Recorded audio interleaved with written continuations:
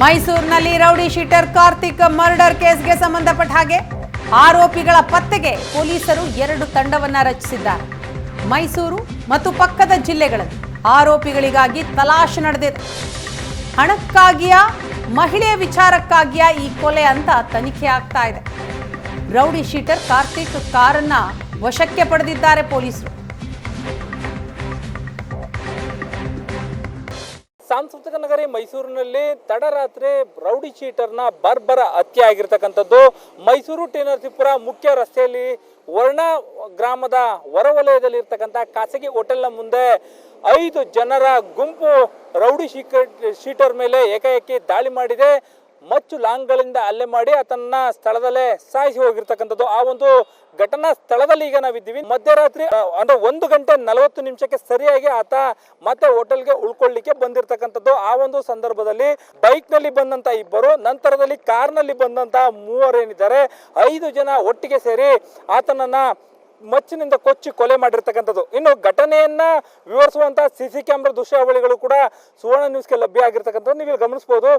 ಏನು ಹೋಟೆಲ್ನ ಮುಂಭಾಗದಲ್ಲಿ ಇರ್ತಕ್ಕಂಥ ಸಿಸಿ ಕ್ಯಾಮ್ರಾ ಏನಿದೆ ಅದು ಸಂಪೂರ್ಣವಾಗಿ ಹೋಟೆಲ್ನ ಪಾರ್ಕಿಂಗ್ ಏನಿದೆ ಪಾರ್ಕಿಂಗ್ ಏರಿಯಾಗೆ ರಿಫ್ಲೆಕ್ಟ್ ಆಗುವಂಥದ್ದು. ಅಂದ್ರೆ 1 ಗಂಟೆ 40 ನಿಮಿಷಕ್ಕೆ ಸರಿಯಾಗಿ ಬರುವಂತ ಕಾರ್ತಿಕ್ ಏನಿರ್ತಾನೆ ಆತ ತನ್ನ ಒಂದು ಏನು ಮಹೇಂದ್ರ ತಾರ್ ಕಾರ್ ಏನಿರುತ್ತೆ ಆ ಕಾರನ್ನ ಇಲ್ಲಿ ನಿಲ್ಲಿಸ್ತಾನೆ. ನಿಲ್ಸಾದ ನಂತರದಲ್ಲಿ ಕಾರ್ನಿಂದ ಇಳಿದು ಬಂದಂಥವನು ನೇರವಾಗಿ ಬಂದು ನಿಲ್ಲುವಂಥದ್ದು. ಈಗ ನಾನು ಏನು ಇಲ್ಲಿ ನಿಲ್ತಾ ಇದ್ದೀನಿ ಈ ಒಂದು ಸ್ಥಳದಲ್ಲಿ ನಿಲ್ತಾನೆ. ನಿಂತಹ ಸಂದರ್ಭದಲ್ಲಿ ಆತ ಬಂದು ನಿಲ್ಲುವಂಥ ಸಂದರ್ಭ ಮಧ್ಯರಾತ್ರಿ 1 ಗಂಟೆ 40 ನಿಮಿಷ ಆಗಿರುತ್ತೆ. ಆ ಸಂದರ್ಭಕ್ಕೆ ಸರಿಯಾಗಿ ಈ ಒಂದು ಭಾಗದಿಂದ ಮೊದಲಿಗೆ 2 ಅಂದ್ರೆ 1 ಗಂಟೆ 41 ನಿಮಿಷಕ್ಕೆ ಆತ ಬಂದಾದ 1 ನಿಮಿಷಕ್ಕೆ ಸರಿಯಾಗಿ ಅಂದ್ರೆ ಕಾದು ಕುಳಿತಿದ್ದಂತಹ ಅವರು ಏನಿರ್ತಾರೆ 2 ಬೈಕ್ ನಲ್ಲಿ ಬಂದು ನೇರವಾಗಿ ಇಲ್ಲಿ ನಿಲ್ತಾರೆ. ಇಲ್ಲಿ ನಿಂತಂತವರು ಕಾರ್ತಿಕ್ ಏನಿರ್ತಾನೆ ಕಾರ್ತಿಕ್ ಅನ್ನ ಕೂಡ ಅವರು ಅಬ್ಸರ್ವ್ ಮಾಡ್ತಾರೆ.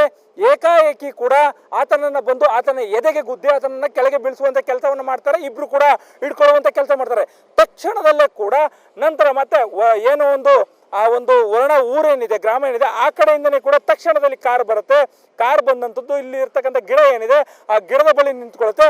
ನಂತರದಲ್ಲಿ ಬರುವಂತ ಇನ್ನು 3 ಏನಿರ್ತಾರೆ ಅವರು ಕಾರ್ತಿಕನ್ನ ಈ ಒಂದು ಸ್ಥಳದಲ್ಲೇ ಕೂಡ ಕೆಳಗೆ ಬೀಳಿಸಿ ಮಚ್ಚಿನಿಂದ ಮತ್ತೆ ಲಾಂಗ್ನಿಂದ ಹೊಡೆದು ಸಾಯಿಸುವಂಥದ್ದು. ನೀವು CCTVಯ ಭಯಾನಕ ದೃಶ್ಯಾವಳಿಗಳನ್ನು ಕೂಡ ಗಮನಿಸಬಹುದು. ಈ ಒಂದು ಸ್ಥಳದಲ್ಲಿ ಬಿದ್ದಿರ್ತಕ್ಕಂಥ ರಕ್ತದ ಕಲೆಗಳನ್ನು ಕೂಡ ಗಮನಿಸಬಹುದು.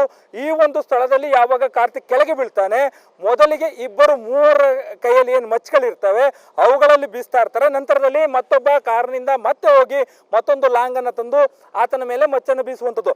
ಆತನ ಮುಖ, ದೇಹ ಮತ್ತೆ ಮರ್ಮಾಂಗ, ಕೈಕಾಲುಗಳು ಎಲ್ಲ ಕಡೆಯಲ್ಲೂ ಕೂಡ ಆತನ ಮಚ್ಚಿನಿಂದ ಹಲ್ಲೆ ಮಾಡಿರ್ತಕ್ಕಂಥದ್ದು.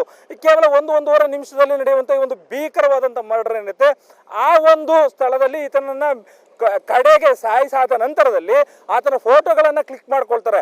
ಆತನ ಮುಖಚರಿ ಏನಿರುತ್ತೆ ಆತ ಸತ್ತಿದ್ದಾನೆ ಇಲ್ವಾ ಅನ್ನೋದನ್ನ ಫೋಟೋಗಳನ್ನ ಕ್ಲಿಕ್ ಮಾಡ್ಕೊಳ್ತಾರೆ.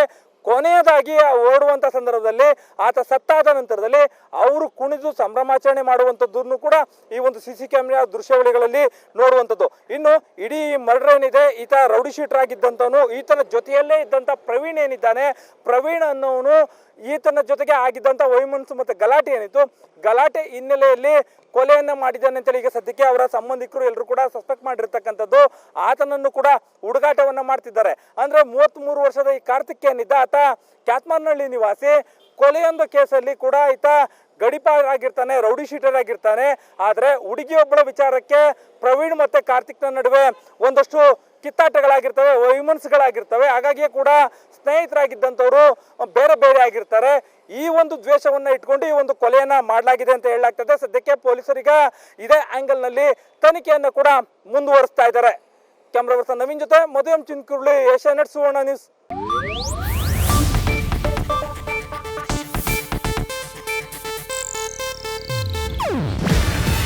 ಇದು ಏಷ್ಯಾನೆಟ್ ನ್ಯೂಸ್ ನೆಟ್ವರ್ಕ್ ಪ್ರಸ್ತುತಿ.